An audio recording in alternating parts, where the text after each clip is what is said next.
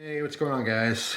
Well, it's finally time to do a review on this steel wheel Bruiser, the Bruiser 500. First thing we'll talk about is this massive box you get with this knife. This is the largest box I've ever seen that accompanies a folding knife. This is about a foot long by like, I don't know, 3.5, 4 inches long, wide rather. It's got a very nice presentation to it. Lots of glitz and glamour.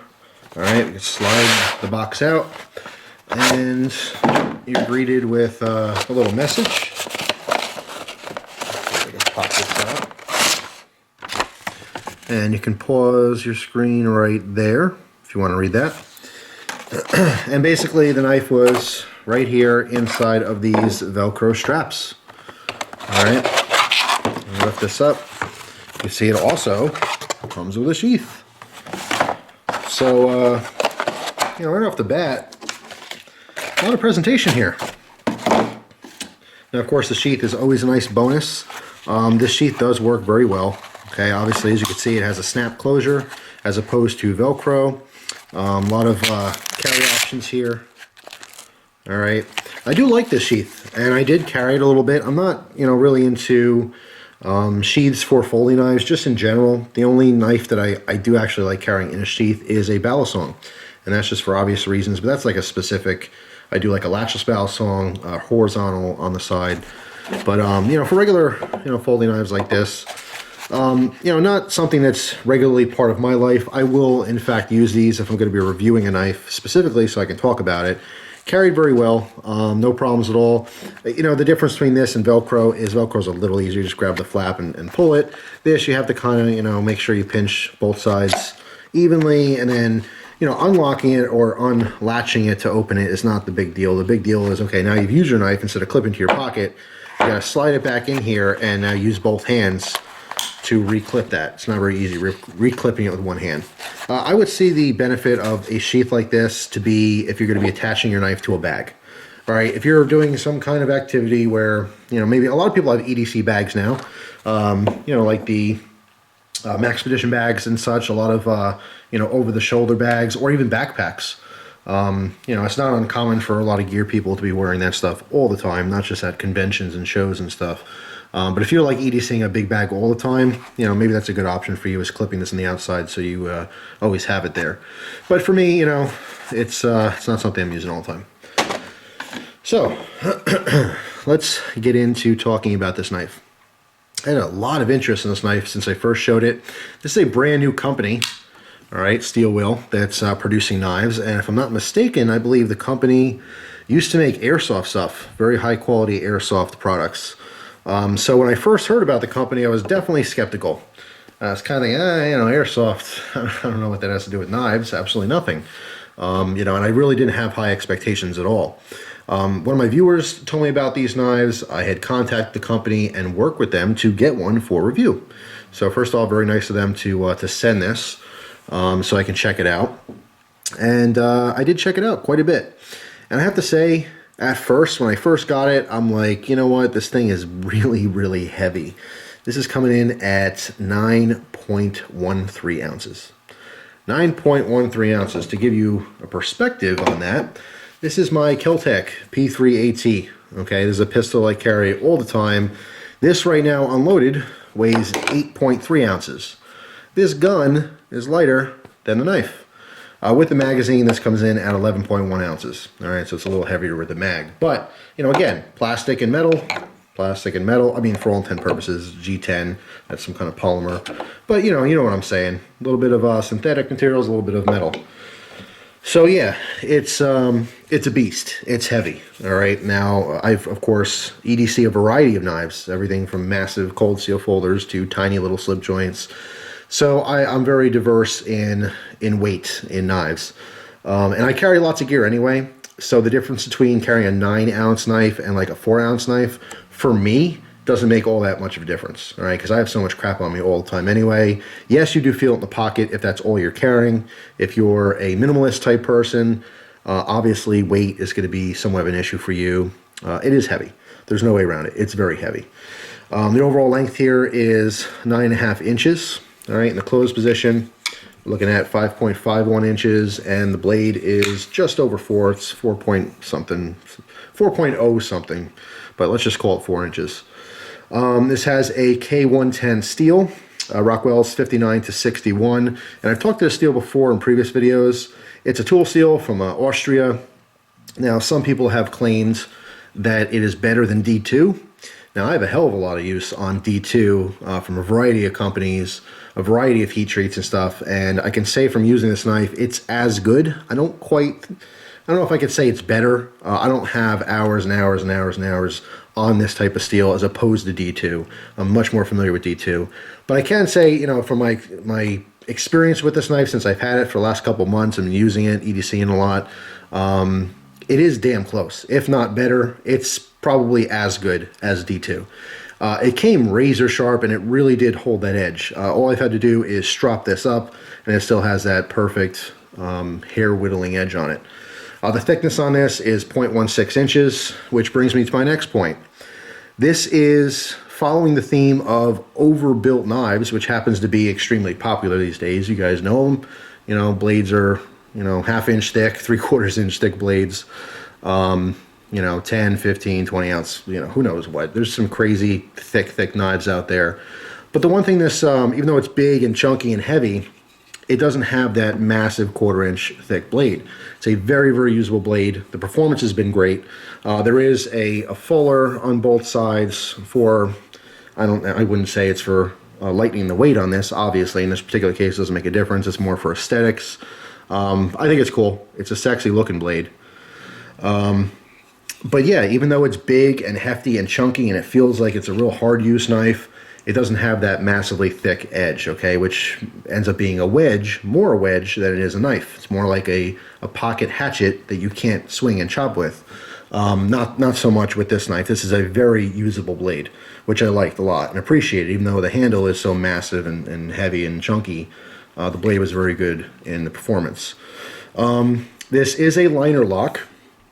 All right, the lockup's perfect. Doesn't wiggle at all. I did slam this open a bunch because it has the flipper here as well as the thumb disc, which is triangular. It's kind of unique and different. Of course, you can flip it open with the thumb, or flick it open, of course, with the flipper. The thipper, that's a new word. Feel free to use it. It's a thumb flipper. Anyway, I do prefer to use a flipper over the thumb disc. I'm not a huge fan of the discs in general. I don't know, just my personal experience with them. You know, whatever. It is ambidextrous, of course. You can open it righty or lefty. But what I was getting to before is that if you really slam this open, I mean, slam it home, a lot of liner locks will create all kinds of stick, and this one is perfect. Doesn't matter how hard you open this thing, all right, it does not want to stick. It's very, very smooth out liner lock. All right, so some people, you know, they don't really trust liner locks. It's like, you know, I don't know, liner locks aren't for me. I have problems with them. You may have had problems with some cheap liner locks, but there's a lot of, you know, upper echelon type knives that still use liner locks. It's a perfectly suitable lock. It works great with this knife. Keeps it nice and locked up tight. No blade play, like I said, any direction. However, it's still very easy to get this closed. There's no kind of liner lock stick, I should say. So, yeah, let's look at the pocket clip here. Pocket clip comes to you. This is from factory. It's tip up, right side carry. At this point in, you know, this day and age with knives and the knife industry, it should be pretty mandatory to make that clip reversible in case you do want a tip down, although tip up is much more popular. And I have a whole video series, two-part series on the differences between tip up and tip down. Doesn't really matter to me, you know, depending on what it is, just depends on how I grab my knife. But anyway, you can swap this to a tip down if that's what you prefer. As far as the profile, obviously, that's what's going to be sticking up. This is not a stealth clip, a low profile clip, nothing like that. It's a big hefty knife, and it gives you enough handle here to grab it out of the pocket. You also have the option for a lanyard, okay, big thick lanyard hole. Pretty interesting. They cut the scales back so the liners push out, and then there's a hole cut through the liner, but there's also a built-in non-removable skull crusher / glass breaker. All right, this thing does work very well. Comes to a nice point, but it is also very low profile. It's not one of those big, you know, spikes sticking out there. All right, a little bit less pronounced. But it still will work very nicely. If you had to use this knife, God forbid, for self-defense, and you didn't want to, do anything lethal, you didn't even want to open the blade, you just want to use this as like a Kubotan type impact weapon. Even if you don't really have any training, you can get a good grip on this and start slamming this into some joints and bones, and you'll certainly, want to stop that attacker. The attacker will want to stop if you get a good strike on, let's say, an elbow or a knee with this thing. You'll probably shatter the bone. Let's just say you do get into a car accident for some reason, you're pinned in there and you do have to break the window. It's nice to have that option in your pocket, because not a lot of people are prepared enough to keep something like that in their vehicle. So, selling point for some, for me, it's just kind of like an extra bonus. I'm not sold on just that. It's not totally necessary, but it's a cool little addition. Why not, right? You got some wasted real estate otherwise. As far as the grip on these scales, the G10 is cut out really nicely. This grip, when I look at this really close, it makes me go cross-eyed. I have no idea why. I'm gonna let that focus for a second. It's just the pattern in person. It literally makes me go a little googly-eyed. It's cut in like 2 different directions. It almost has a 3D effect to it, but it's very, very grippy. Okay, very aggressive. I would say it's almost, not quite, but almost on par with Emerson's G10 and what they do. Very, very nice. As far as like ergonomics, there is a natural choil, even though it's not particularly cut out. I shouldn't say there's a natural choil on here. I should say there's an extended guard, okay, which keeps the hand from running forward if you're doing a thrusting or stabbing, or in reverse grip if you were to stab. Your hand's not going to ride forward. It's a very deep guard, which creates a natural kind of finger choil. Does swell out a little bit here, all right, so it fills the hand out a little bit. I did find a little bit of wear on my palm. Not my palm was getting worn down, but hot spot, that's the term I wanted to use. I'm getting a little bit of a hot spot from that pocket clip, just being in the tip-up position. Only when using the knife really hard, just felt it rubbing a little bit. Could be worse, but, of course, could be better as well. Yeah, but the ergonomics are pretty decent. When I first got it, I wasn't super happy with it, only because they're kind of abrupt. It's got a very, like, robotic, I don't know how to explain that very well. You guys can tell by the design. It's not rounded and flowing. It's very just abrupt kind of angles. Very geometric, if you will. So I didn't think it would be all that comfortable. And then my first impressions grabbing it, I kind of felt the same way. Like, I don't know. It's not as comfortable as some knives, but in using it, totally acceptable. It is ergonomic enough to be, used for EDC. If you're using the thing every day, you're going to be just fine. Large pivot you can see on the back there.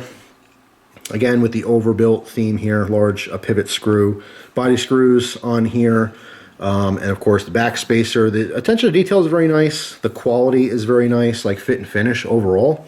The grind is very symmetrical and even. The folder's a nice little touch. All these things kind of add up and make it a little bit more of a higher end production knife.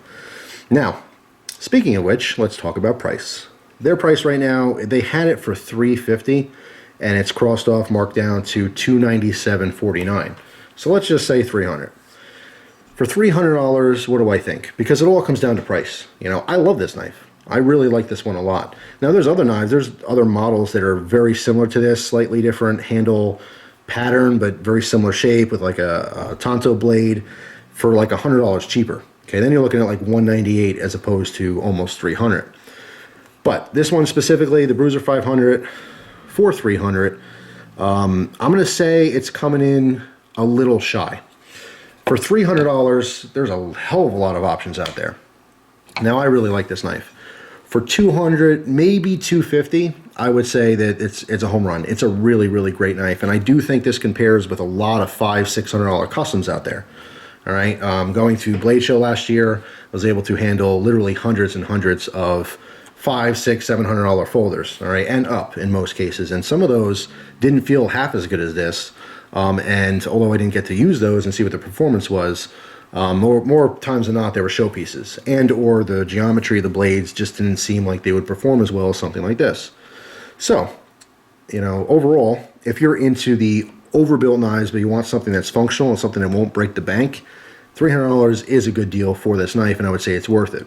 On the flip side of things, if you're just an average dude and you like your knives, you don't have a whole lot of money to fork over, I could probably tell you that for $300 there are better knives out there, but That being said, you have to really consider what you're using your knife for. This I do consider to be a harder use knife, even considering that it's a liner lock. And a lot of people wouldn't say a liner lock's good for hard use, but I did use this very hard.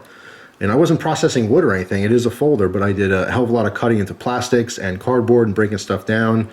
Held a great edge, never got any kind of blade play in it at all, never had to adjust it, didn't touch the pivot. This is from the factory, out of the box, brand new, still kicking hard.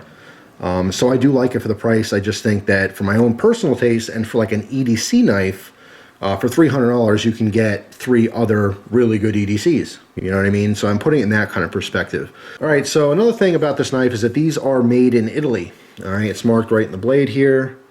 There is a very, very high quality standard with these. I would say that these are built, in my opinion, a little bit better than a lot of the other production knives that are very popular in like the $100 range. But it's also offering a new design and, you know, bringing something new to the table. So if you happen to like the way it looks, there's nothing like it specifically. So, you know, as far as collectors out there, I would say this is much more suited or better suited for the collectors. I would jump on it for that price tag as a collector's piece that you can actually use. But right out of the gate, the quality is top notch. Of course, you'd always like to see the price come down. It doesn't matter if a knife's $10, you'd love to get it for $5, you know? But once they start getting into the realm of producing, you know, $50, $60, $70 knives, if they ever do, I'd love to revisit that and see what kind of quality you're to get for that price tag. For $300, it's a very high quality knife, but unfortunately there's so many damn good knives out there. Can't say this is my favorite, you know, but I do like it. So that's all. Hopefully you guys enjoyed the review. If you personally have this knife, please comment down below. Let everyone know what you think of it. Don't just take my word for it. You gotta, you know, shop around for your opinions. So that's pretty much it. Hope you guys have an awesome day, and I will see you soon. Take care.